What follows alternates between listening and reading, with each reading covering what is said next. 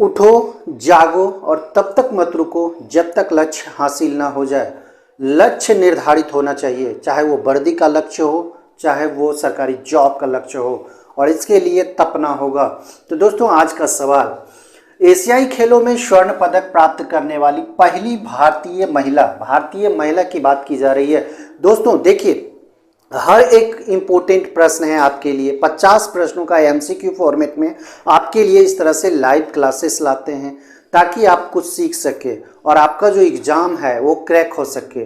इसके लिए आपको सिर्फ ये करना है कि चैनल को सब्सक्राइब करके नोटिफिकेशन को ऑन करना है, ठीक है, और दोस्तों को शेयर करना है, बस इतना करना है। और फ्री में आपको इस तरह के क्वेश्चंस, इस तरह के सेट आपको मिलेंगे जो कि परीक्षाओं के लिए बेहद इंपॉर्टेंट है।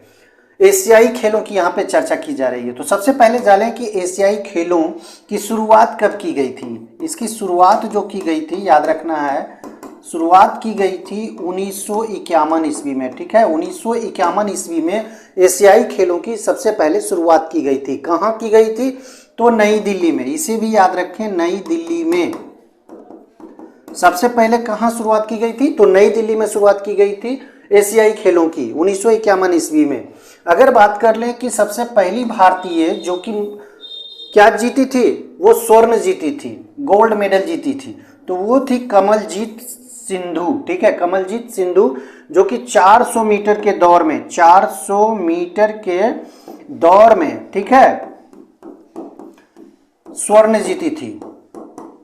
अब कब हुआ था ये गेम? 1970 ईस्वी में। इसे भी याद रखें, 1970 ईस्वी में जो ये एशियाई खेल खेला गया था उसमें कमलजीत संधू ने 400 मीटर दौड़ में स्वर्ण पदक जीता था। तो इन सारी चीज़ों को आप याद रखें, हर एक प्रश्न आपके लिए बेहद इंपॉर्टेंट है। भारत में पवन ऊर्जा का सबसे बड़ा उत्पादक यहाँ हो जाएगा, बड़ा उत्पादक राज्य कौन सा है? तो पवन की अगर बात करें, पवन ऊर्जा की बात करें, तो सबसे पहले इसका आंसर आ जाएगा तमिलनाडु। तमिलनाडु इसका सही जवाब हो जाएगा। तमिलनाडु जो है भारत में बड़ा उत्पादक राज्यों में से है। पवन ऊर्जा की बात यहाँ पे की जा रही है। ओवरऑल अगर वर्ल्ड की बात करें, ठीक है, वर्ल्ड की बात करें, तो जर्मनी जो है पवन ऊर्जा में पहला स्थान रखता है, जर्मनी। और भारत की अगर बात करें तो तमिलनाडु। तीसरा, भारत में शिक्षा है एक। ऑप्शंस को आप ध्यान से देख लें। नागरिक का अधिकार है, राज्य का दायित्व है, राजनीतिक अधिकार है और मूलभूत अधिकार है। इसका सही जवाब अगर देखें तो ये मूलभूत अधिकार है, जिसे हम लोग मौलिक अधिकार के नाम से जानते हैं। मौलिक अधिकार का वर्णन कहाँ मिलता है?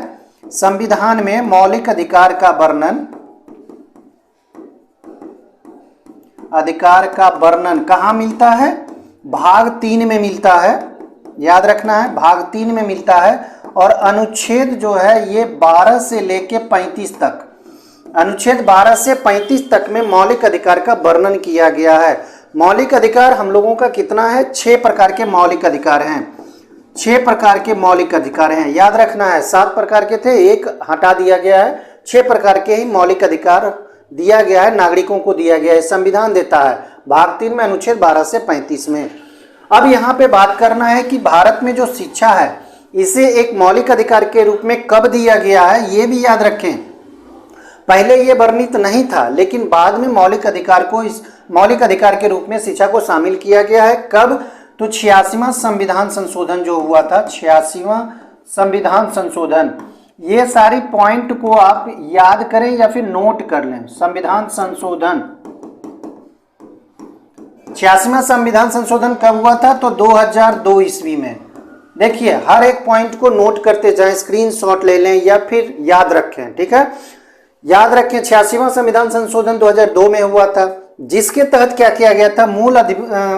मूलभूत अधिकार के रूप में, मौलिक अधिकार के रूप में इसे अनुच्छेद 21 में ए के रूप में वर्णित कर दिया गया था। अनुच्छेद 21 के ए में यह वर्णित कर दिया गया था कि शिक्षा जो है वो मूल अधिकार है नागरिक का, और यह कितने से कितने वर्षों तक? 6 से 14 वर्षों तक के जो भी बच्चे हैं उसको मौलिक अधिकार के रूप में शिक्षा देगा, ठीक है। तो इस तरह से हर एक पॉइंट आपके लिए इंपॉर्टेंट है। दोस्तों, सिर्फ सेट करवाना यहाँ पे मकसद नहीं है, बल्कि एक एक प्रश्नों का, एक एक ऑप्शन का आपको यहाँ पे शिक्षा देना जरूरी है, जितनी जानकारी आप ले सकें। ये 50 क्वेश्चंस देते देते हो सकता है या 500 क्वेश्चन आपके लिए फायदा हो जाए, ठीक है। तो यहाँ पे सब चीज देखते जाना। शांत घाटी स्थित है, देखिए शांत घाटी क्वेश्चंस को किसी भी तरह से तोड़ मरोड़ के यहाँ पे पेश किया जाता है। शांत घाटी को साइलेंट वैली कहते हैं। देखिए अक्सर परीक्षाओं में साइलेंट वैली ही पूछा जाता है, साइलेंट वैली ही पूछा जाता है। साइलेंट वैली कहाँ स्थित है, कभी कभी ये भी पूछ दिया जाएगा शांत घाटी कहाँ स्थित है। तो दोनों चीजों को आप याद रखें। और यह कहाँ स्थित है, केरल में स्थित है। ये शांत घाटी या साइलेंट वैली कहाँ है, केरल में है। और यह जो है वो 89 वर्ग किलोमीटर में है। कितना में है, 89 वर्ग किलोमीटर में फैला हुआ है। एक जैव विविधता से भरे हुआ यह जगह है, जैव विविधता से भरा हुआ यह शांत घाटी है केरल का, इसीलिए ये प्रसिद्ध है, जैव विविधता के लिए प्रसिद्ध है। 89 वर्ग किलोमीटर में है, इसे साइलेंट वैली के नाम से जानते हैं। 4-5 क्वेश्चंस एक क्वेश्चन में बन जाता है। देखिए भारत में समुद्री तट रेखा वाले राज्यों की संख्या पूछ रहा है, तो समुद्री तट रेखा वाले राज्यों की संख्या की अगर आप गिनती करें तो ध्यान से देखें। एक महाराष्ट्र हो जाएगा, देखते जाएं। देखिए महाराष्ट्र हो गया, उसके बाद गुजरात हो जाएगा, दोनों एक दूसरे के पास है। महाराष्ट्र गुजरात हो गया, उसके बाद गोवा की बात कर ले, उसके बाद कर्नाटक की बात कर ले, कर्नाटक भी है। उसके बाद अगर बात करें तो केरल भी हो जाएगा, केरल भी है समुद्री तट के किनारे। उसके बाद तमिलनाडु भी हो जाएगा, तमिलनाडु हो जाएगा। और आगे बढ़ें तो आंध्र प्रदेश हो जाएगा, आंध्र प्रदेश हो जाएगा। उसके आगे बढ़ें तो कौन है, उड़ीसा हो जाएगा, उड़ीसा। उसके बाद आगे बढ़ें तो पश्चिम बंगाल हो जाएगा। तो गिनती आप कर लें, 1 2 3 4 5 6 7 8 9। तो आपका सही जवाब हो जाएगा 9। भारत में समुद्री तट रेखा वाले राज्यों की संख्या कितनी है, 9। अगर पूछा जाए कि समुद्री तट सबसे बड़ा किसका है तो यह गुजरात का हो जाएगा। सबसे बड़ा समुद्री तट, ये सबसे बड़ा समुद्री तट है, याद रखना है, सबसे बड़ा समुद्री तट, ठीक है, याद रखना है इस चीज को। सबसे बड़ा समुद्री तट कौन है, गुजरात है। अगर प्रायद्वीपीय भारत की बात करें तो प्रायद्वीपीय भारत में सबसे बड़ा कौन हो जाएगा, आंध्र प्रदेश हो जाएगा। प्रायद्वीपीय भारत में, प्रायद्वीपीय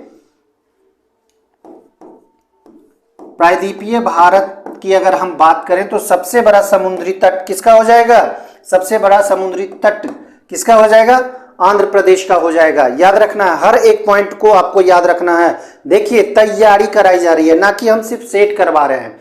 सिर्फ सेट करवाना होता तो 50 क्वेश्चन जल्दी जल्दी खत्म कर देते, 10 से 15 मिनट में खत्म। लेकिन यहाँ पे तैयारी कराई जा रही है तो 50 प्रश्न के बदले आप ढेर सारे क्वेश्चंस पढ़ सकते हैं। एक एक चीजों को इतना समझ जाएंगे कि वो क्वेश्चन जैसे ही आपके पास आए आप आसानी से उसको बना दें। तो यहाँ दोस्तों सबसे पहले यहाँ पे हम देख लें कि 9 किस तरह से राज्य है जो कि समुद्र के किनारे किनारे है। एकदम हाथ पे आप इसको गिन लेंगे और लगभग पूछा ही जाता है ये क्वेश्चन, ठीक है, जियो से क्वेश्चन से बराबर पूछ दिया जाता है। अगर गुजरात की बात करें तो सबसे बड़ा समुद्री तट है इसका। पूरे भारत की बात करें तो अगर प्रायद्वीपीय भारत पूछ दिया तो सबसे बड़ा समुद्री तट को किसका हो जाएगा, आंध्र प्रदेश का हो जाएगा। चलिए 6ठा नंबर सवाल देखेंगे। भारत की सबसे लंबी स्थलीय सीमा किस देश के साथ है। देखिए भारत का जो भी सीमा क्षेत्र है, सीमा क्षेत्र कह सकते हैं कि अंतर्राष्ट्रीय सीमा जो बनाता है, जैसे कि पाकिस्तान हो गया, चीन हो गया, भूटान हो गया, नेपाल हो गया, तिब्बत हो गया, म्यांमार हो गया, श्रीलंका हो गया या फिर बांग्लादेश हो गया। तो सबका थोड़ा थोड़ा जानकारी ले लें। तो जानकारी लेने के क्रम में आपको 2-3 देश जो है सबसे बड़ा बनाता है, सीमा बनाता है। जैसे कि इसका सही जवाब अगर बात करें तो बांग्लादेश हो जाएगा, जो कि सबसे लंबी स्थलीय सीमा बनाता है। यह लगभग 4096 किलोमीटर का सीमा है। बांग्लादेश के साथ कितना किलोमीटर का सीमा है, 4096 किलोमीटर का। तो सबसे बड़ा सीमा बांग्लादेश के साथ है, ये याद रखना है। उसके बाद पाकिस्तान का नंबर आता है, फिर चीन का नंबर आता है, उसके बाद म्यांमार का नंबर आता है। तो इस तरह से आपको याद रखने हैं। सबसे बड़ा स्थलीय सीमा बांग्लादेश का है। पाकिस्तान और बांग्लादेश पहले एक हुआ करता था, दोनों पाकिस्तान था। और उसका जो सीमा रेखा का तय किया था, सीमा रेखा को तय किया था, वो कौन था, रेड क्लिफ था। देखिए ये भी याद रख लें, पाकिस्तान और भारत के बीच सीमा का निर्धारण किस नाम से जाना जाता है? तो रेड क्लिफ हो जाएगा। चीन की अगर बात करें तो ये मैकमोहन हो जाएगा। ठीक है। 7वां नंबर सवाल, भारत की सबसे बड़ी मीठे जल की झील निम्नलिखित में से कौन सी है? अगर भारत की बात करें तो सबसे बड़ी जो झील है वो बुल्लर झील है, जो कि कहाँ है? जम्मू कश्मीर में है। जम्मू कश्मीर में है, याद रखना है। बुल्लर झील कहाँ है? जम्मू कश्मीर में है। ये भारत की सबसे बड़ी मीठे पानी की झील है। अगर विश्व की सबसे बड़ी झील वो पूछा जाए, विश्व की सबसे बड़ी झील, पहले सबसे बड़ी झील की बात कर लें। ठीक है, तो सबसे बड़ी झील कौन है? कैस्पियन सागर है। देखिए ये भी अक्सर परीक्षाओं में पूछा जाता है, कैस्पियन सागर है। एक क्वेश्चन यहां बना, 2 क्वेश्चन बना, तीसरा क्वेश्चन ये है। चौथा क्वेश्चन की अगर बात करें, चौथा क्वेश्चन की अगर यहां पे बात करें, विश्व की सबसे बड़ी झील कैस्पियन सागर हो गया। विश्व की सबसे गहरी झील की बात करें, विश्व की सबसे गहरी झील की अगर हम बात करें तो ये कौन है? ये बैकाल झील है। अगर 5वां क्वेश्चन फिर देखिए यहां पे राइज होता है, विश्व की सबसे बड़ी मीठे पानी की झील, मीठे पानी की झील कौन है? तो ये भी बैकाल ही है। तो इस तरह से क्वेश्चन को आप ध्यान से समझें, पढ़ें। इस तरह से आपको हर एक क्वेश्चन को देखना होगा। आगे देखेंगे 8वां नंबर, भारत में दुधवा राष्ट्रीय उद्यान कहाँ स्थित है? दुधवा राष्ट्रीय उद्यान, तो दुधवा राष्ट्रीय उद्यान की अगर हम चर्चा करें तो ये उत्तर प्रदेश में स्थित है। कहाँ स्थित है? उत्तर प्रदेश में। दुधवा राष्ट्रीय उद्यान भारत में कहाँ स्थित है? उत्तर प्रदेश में। इसकी स्थापना की अगर हम बात करें, स्थापना की अगर हम यहाँ पे बात करें तो यह 1987 ईस्वी में, 1987 ईस्वी में दुधवा राष्ट्रीय उद्यान का यहाँ पे स्थापना किया गया था 1987 ईस्वी में। याद रखना है इस चीज को, उत्तर प्रदेश में। और यह किस लिए प्रसिद्ध है? प्रसिद्ध की अगर हम बात करें तो किसके लिए यह प्रसिद्ध है? दुधवा राष्ट्रीय उद्यान किसके लिए प्रसिद्ध है? तो यह प्रसिद्ध है बारहसिंघा के लिए, ठीक है, और एक बाघ के लिए, बाघों के लिए। ठीक है, बाघों के लिए, बारहसिंघा के लिए यह दुधवा राष्ट्रीय उद्यान प्रसिद्ध है। आगे देखेंगे, भारत में ऑपरेशन फ्लड कार्यक्रम का प्रारंभ कब हुआ था? ऑपरेशन फ्लड कार्यक्रम को श्वेत क्रांति के नाम से भी जानते हैं। श्वेत क्रांति, याद रखना है, श्वेत क्रांति के नाम से ऑपरेशन फ्लड को जाना जाता है। क्वेश्चन कभी श्वेत क्रांति पूछ दे या फिर ऑपरेशन फ्लड, दोनों एक ही है। और यह कब शुरुआत किया गया था? 1970 ईस्वी में शुरुआत किया गया था। याद रखें, ऑपरेशन फ्लड जो भारत में हुआ था वो श्वेत क्रांति के नाम से जाना जाता है। और कब हुआ था? 1970 ईस्वी में। भारत में इसके जनक कौन माने जाते हैं? भारत में जनक कौन माने जाते हैं? तो डॉक्टर वर्गीज कुरियन। ठीक है, यह याद रखना है, डॉक्टर वर्गीज कुरियन को भारत में जनक माना जाता है ऑपरेशन फ्लड का या फिर श्वेत क्रांति का, जो कि दूध से संबंधित है। किस चीज से संबंधित है? दूध उत्पादन से संबंधित है। दूध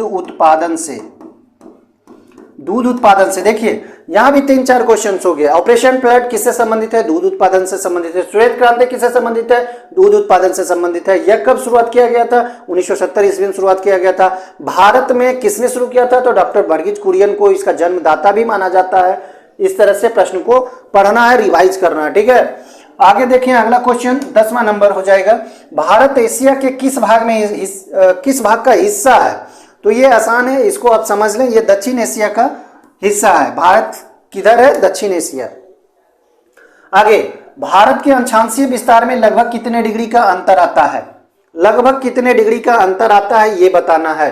तो देखिए अक्षांशीय विस्तार की अगर बात करें तो ये 30 डिग्री में अंतर आता है, 30 डिग्री। इसे अगर आप याद रखें तो इस तरह से, ठीक है, इसके बीच का अंतर हम बता देंगे। यह है भारत का अक्षांशीय विस्तार है। भारत का अक्षांशीय विस्तार है जिसमें से अंतर अगर आप देखें तो लगभग कितना का आता है? लगभग आता है 30 डिग्री का अंतर आता है कि नहीं? आप देख लें, भारत जो स्थित है वो 8 डिग्री 4 सेकेंड 37 डिग्री 6 सेकेंड के बीच में स्थित है, और इसमें जो अंतर आता है लगभग 30 का अंतर आता है, 30 डिग्री का। तो इसको ध्यान देना है। आगे देखेंगे, देशांतरीय विस्तार में लगभग कितने डिग्री का अंतर है?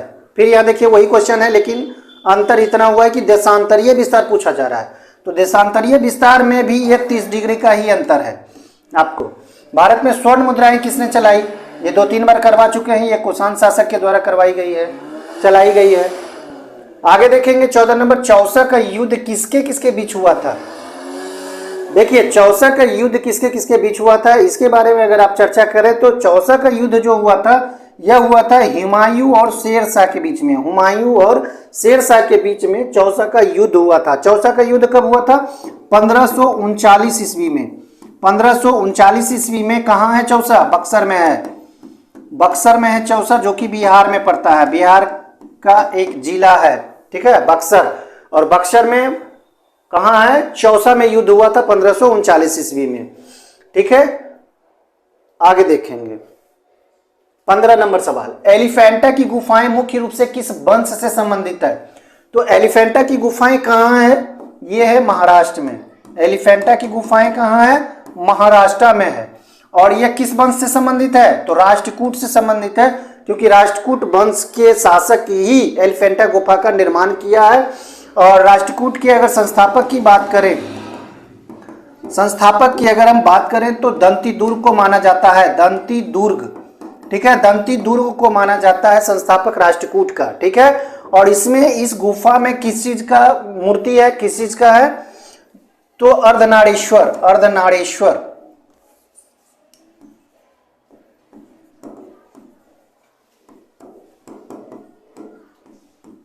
अर्धनारीश्वर का इसमें मूर्ति है। मूर्ति कह सकते हैं या फिर चित्र कह सकते हैं। महाराष्ट्र में एलिफेंटा गुफा में है।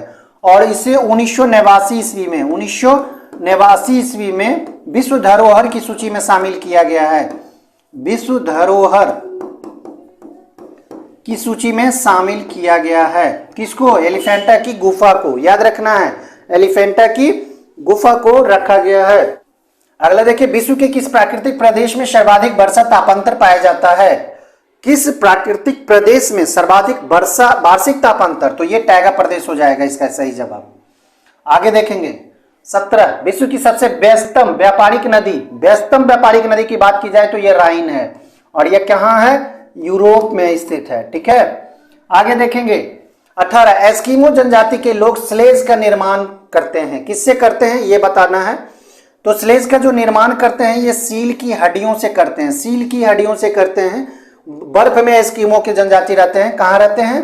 बर्फ, खास करके उत्तरी ध्रुव, ध्रुवों कह सकते हैं, सीधे सीधे ध्रुव कह सकते हैं, ध्रुव, ठीक है। ध्रुव पर अलास्का के प्रदेशों में, खास करके ग्रीनलैंड हो गया, ठीक है, ये सारे प्रदेशों में ये पाए जाते हैं। और एस्किमो के जो घर होते हैं, घर को बोला जाता है इग्लू। घर को क्या बोला जाता है? इग्लू बोला जाता है। तो इस सारे प्रश्न को भी आप देखें। विश्व का सबसे बड़ा उष्णकटिबंधीय वर्षा वन। देखिए क्वेश्चन बहुत इंपॉर्टेंट है। विश्व का सबसे बड़ा उष्णकटिबंधीय वर्षा वन की बात कर रहा है, तो इसका सही जवाब हो जाएगा अमेजन। अमेजन जो वर्षा वन है, यह जंगल कह सकते हैं, ये कहाँ स्थित है? यह ब्राजील में स्थित है। ब्राजील के, और ब्राजील देश में अमेजन है, जो कि पूरे विश्व का सबसे बड़ा उष्णकटिबंधीय वर्षा वन इसे माना जाता है। अगर दूसरा बात करें, दूसरा सबसे बड़ा तो ये कांगो है। ये भी याद रखें, ये कौन है? कांगो है। कांगो उष्णकटिबंधीय वर्षा वन है, जो कि दूसरा सबसे बड़ा है। अगर भारत में बात करें कि ये उष्णकटिबंधीय वर्षा वन कहाँ पाए जाते हैं, तो खास करके पश्चिमी घाट में यह पाए जाते हैं। तमिलनाडु के तटीय क्षेत्रों में पाए जाते हैं। तमिलनाडु के तटीय क्षेत्रों में यह पाए जाते हैं। आसाम में पाए जाते हैं। तो ये भी आप याद रखें कि भारत में उष्णकटिबंधीय वर्षा वन कहाँ पाए जाते हैं, तो पश्चिमी घाट में, तमिलनाडु के तटीय प्रदेश में, असम में, ये उष्णकटिबंधीय वर्षा वन भारत में पाए जाते हैं। इसे याद रखना है। आगे 20 नंबर, पृथ्वी के केंद्र से गुजरने वाला अंशांश कौन सा है? अंशांश रेखा की बात की जा रही है, तो यह भूमध्य रेखा है, जिसे हम लोग विषुवत रेखा के नाम से जानते हैं। विषुवत रेखा के नाम से जानते हैं, जो कि केंद्र में होता है, बीच में होता है। किस युद्ध को जीतने के बाद शेरशाह ने दिल्ली में अफगान सत्ता की स्थापना की थी? शेरशाह सूरी। अभी हमने बात किया था चौसा का युद्ध, जो कि 1539 ईस्वी में बक्सर के चौसा नामक जगह पे हुआ था। ठीक है, बक्सर के चौसा नामक जगह पे हुआ था। उसके बाद फिर अगला वर्ष युद्ध हुआ था, जिसे बिलग्राम का युद्ध कहा जाता है। बिलग्राम का युद्ध ये 1540 ईस्वी में हुआ था। ठीक है, ये 1540 ईस्वी में हुआ था। और यह कहाँ हुआ था? यह कहाँ हुआ था? कन्नौज में। ठीक है, और इसे किस नाम से जाना जाता है? बिलग्राम के नाम से जाना जाता है। इसे जैसे ही जीता शेरशाह सूरी, तो हुमायूं जो था, हुमायूं के बीच में हुआ था, शेरशाह सूरी और हुमायूं के बीच में युद्ध हुआ था। हुमायूं को छोड़ के भागना पड़ा यहाँ से, और उसके बाद दिल्ली में अफगान सत्ता की स्थापना शेरशाह के द्वारा किया गया था। अगर कालिंजर युद्ध का चर्चा कर लें तो कालिंजर जो युद्ध किया गया था शेरशाह के द्वारा, ये 1544 ईस्वी में किया गया था। और इसी युद्ध के क्रम में इसकी मौत हो गई थी, शेरशाह की मौत हो गई थी। चौसा का युद्ध 1539 में, ये हम बता चुके हैं। अगला नंबर सवाल 22, अखिल भारतीय किसान सभा सर्वप्रथम कहाँ आयोजित की गई थी? अखिल भारतीय किसान सभा की चर्चा की जा रही है, तो अखिल भारतीय किसान सभा के सबसे पहले जो आयोजित किया गया था, यह किया गया था लखनऊ में सन 1936 ईस्वी में। सन 1936 ईस्वी में पहले अध्यक्ष कौन थे? प्रथम अध्यक्ष की बात कर लें, प्रथम अध्यक्ष जो कि लखनऊ अधिवेशन की अध्यक्षता भी किए थे, वह कौन थे? सहजानंद सरस्वती। सहजानंद सरस्वती। ठीक है, सहजानंद सरस्वती के द्वारा ये अध्यक्षता किया गया था, यानी कि पहले अध्यक्ष थे, जो कि 1936 ईस्वी में लखनऊ में हुआ था अखिल भारतीय किसान सभा। संवाद कौमुदी पत्र के संपादक पूछा जा रहा है। संवाद कौमुदी जो था, ये इसके संपादक कौन थे? राजा राम मोहन राय। राजा राम मोहन राय। संवाद कौमुदी कब छापा गया था, कब से यह शुरुआत किया गया था? तो 1821 ईस्वी से। इसे भी याद रखें। कहाँ से छपता था? तो यह छपता था कलकत्ता से। कहाँ से छपता था? यह कलकत्ता से छपता था। किस भाषा में था? भाषा की अगर हम चर्चा कर लें तो यह बांग्ला भाषा में छपता था। बांग्ला भाषा में। यह किस भाषा में छपता था? बांग्ला भाषा में छपता था। शुरुआत में यह किस चीज का विरोध किया था, यानी कि आवाज उठाया था? तो सती प्रथा के लिए, सती प्रथा के लिए यह आवाज उठाया था। कौन सा? संवाद कौमुदी। और इसके जो संपादक थे राजा राम मोहन राय।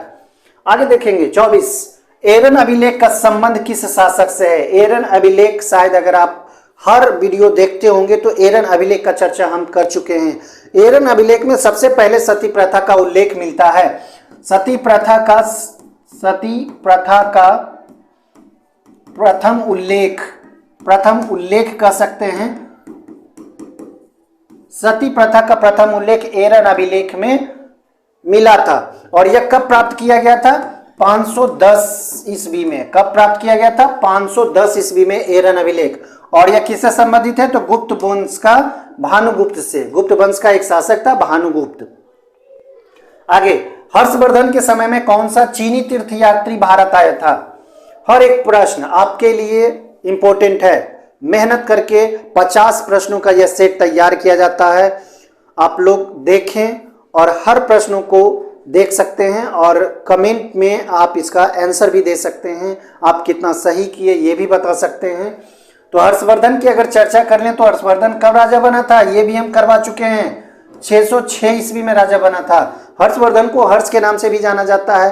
हर्षवर्धन को हराया था पुलकेशिन द्वितीय नर्मदा के तट पर, ये भी आप याद रखें। हेनसांग, इसे हेनसांग कहा जाता है। हर्षवर्धन के समय में जो चीनी तीर्थयात्री भारत आया था, हेनसांग था, जो कि कब आया था? 630 ईस्वी में आया था। 630 ईस्वी में आया था, 645 तक यह रहा। यहाँ एक पुस्तक भी लिखा था। ठीक है, हेनसांग। और हेनसांग को यात्रियों का राजकुमार भी कहा जाता है। यात्रियों का राजकुमार।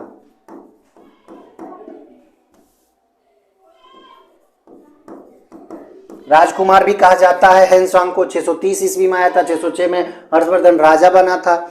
हर एक पॉइंट याद रखना है। भारत पाकिस्तान का जो विभाजन हुआ था किस योजना के तहत हुआ था?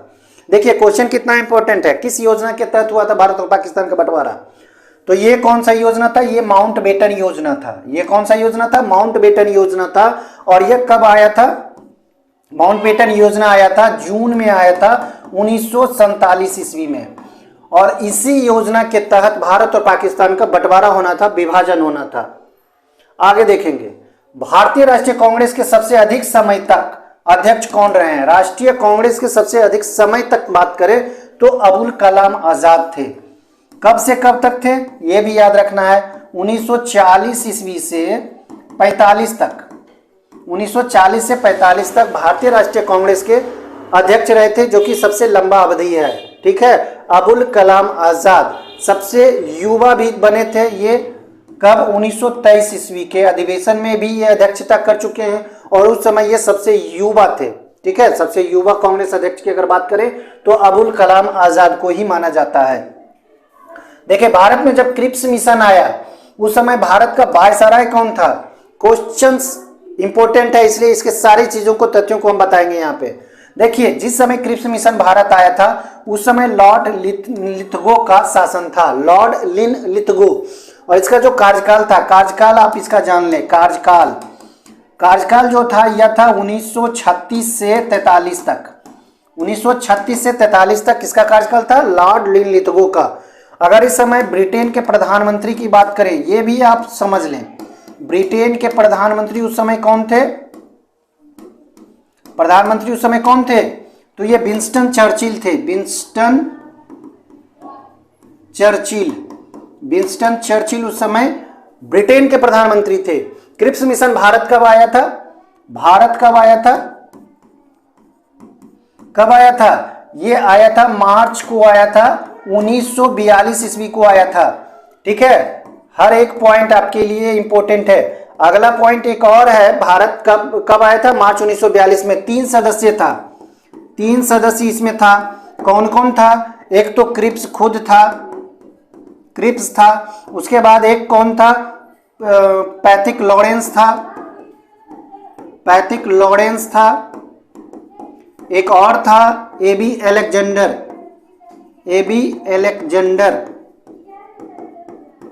ठीक है, 3 वो थे, लेकिन क्रिप्स मिशन जो था ये अध्यक्ष था। क्या था? अध्यक्ष था। तो लॉर्ड लिन लिथगो उस समय शासन करता था, कार्यकाल 1936 से 43 था। कब भारत आया था क्रिप्स मिशन? तो मार्च 1942 ईस्वी को। ब्रिटेन के प्रधानमंत्री उस समय कौन थे? विंस्टन चर्चिल थे। 3 सदस्य था, क्रिप्स था, पैथिक लॉरेंस था, एबी एलेक्जेंडर था।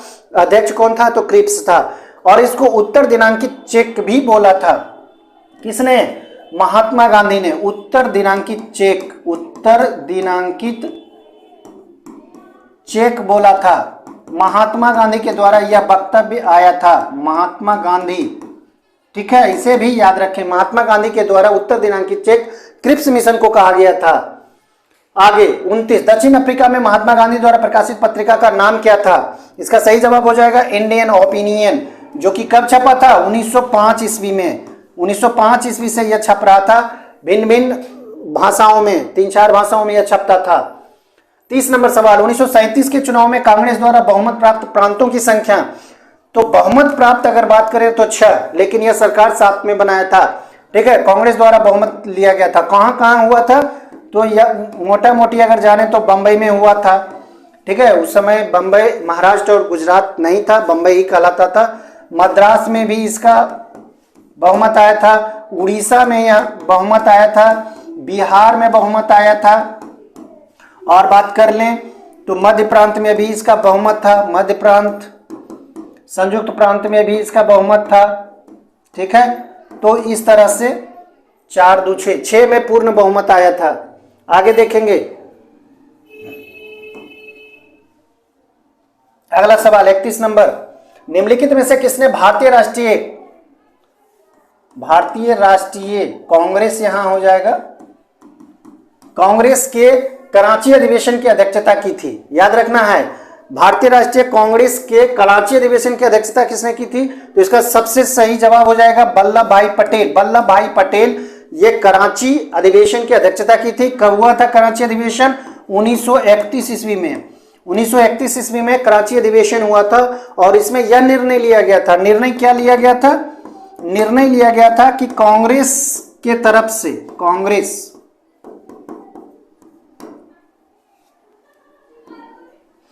कांग्रेस के तरफ से द्वितीय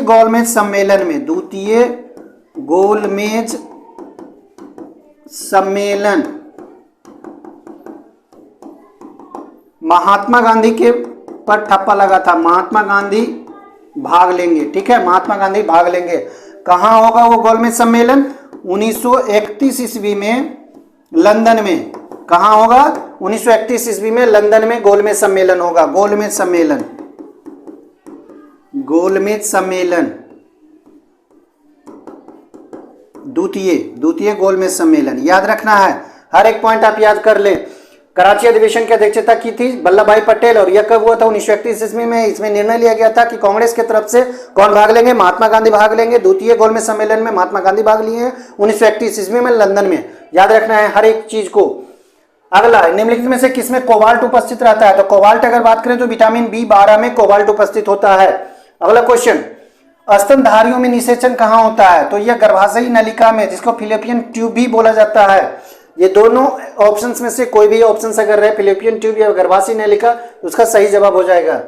आगे देखें, चमगादड़ निम्नलिखित में से किस वर्ग में रखा जाता है? तो चमगादड़ हालांकि पक्षी है लेकिन फिर भी इसे स्तनधारी में रखा गया है। मैमल इसको बोला जाता है क्योंकि यह बच्चे को जन्म भी देता है और दूध भी पिलाता है, इसलिए। इसके आगे हम देखेंगे 35, किस मिट्टी में कृषि के लिए सिंचाई की आवश्यकता नहीं पड़ती है? तो वह काली मिट्टी है, जिसे हम लोग रेगुर मिट्टी के नाम से भी जानते हैं। रेगुर मिट्टी के नाम से जानते हैं। मिट्टी कितने प्रकार के हैं भारत में? 8 प्रकार के। आगे देखेंगे, खरीफ की फसल कब बोई जाती है? तो खरीफ की फसल जो बोई जाती है ये जून जुलाई में बोया जाता है, जून जुलाई में। इसके उदाहरण अगर मोटा मोटी जाने तो धान।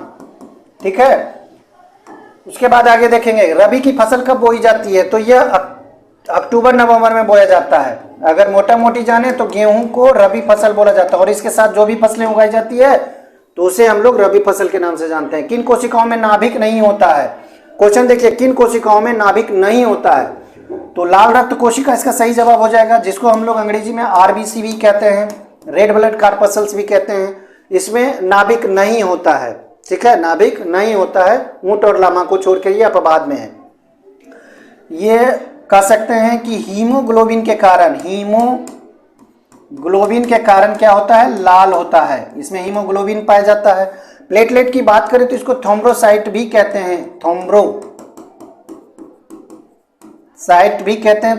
कहते हैं। और इसकी कमी से कौन सा रोग होता है? इसकी कमी से कौन सा रोग होता है? थ्रोम्बोसाइट की कमी से प्लेटलेट्स यानी कि एनीमिया की बीमारी होती है।